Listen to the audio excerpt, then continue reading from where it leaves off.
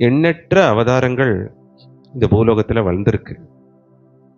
நீக்கமற நிறைந்திருக்கும் பேராற்றலா இருக்கக்கூடிய பரபிரம்மம், எல்லாத்துக்குள்ளயும் இருக்கக்கூடிய பரமாத்மா, விபவ வடிவத்துல, மனித வடிவத்துல அப்பப்போ யுக யுகமா அந்தந்த காலகட்டத்துல தேவைப்படும்போது, அந்த உணர்வு விருப்பப்படும்போது, அந்த உணர்வுக்கு உண்டான விருப்பத்துக்கு ஏற்றவாறு தேர்ந்தெடுக்கப்பட்ட ஆத்மாக்கள், புண்ணியம் பண்ண ஆத்மாக்கள், பல யுகமா காத்திருந்த ஆத்மாக்கள், பக்திமான்கள், மகான்கள், யோகிகள், சாது சந்நியாசிகளுக்கு அந்த நேரடி வாய்ப்பை வழங்குறதுக்காக அவதாரணம் என்று சொல்லக்கூடிய மேலிருந்து கீழே வரக்கூடிய அந்த விபவ வடிவத்தான் தான் இப்போ இந்த யுகத்துல சாய் அவதார காலகட்டத்துல நீங்க ஒவ்வொருத்தரும் உணர்ந்துட்டு இருக்கீங்க.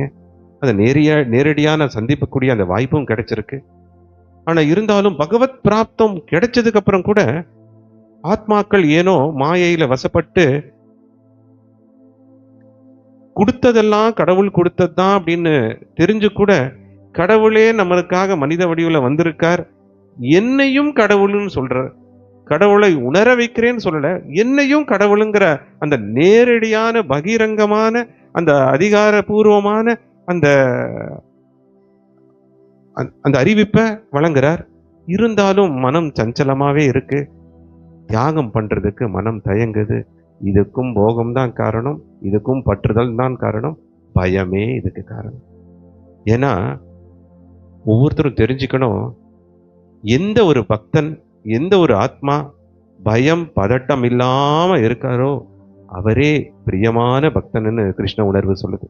ஹர்ஷ அமர்ஷ பய உத்வே முக்தயாசா சமே பிரியா.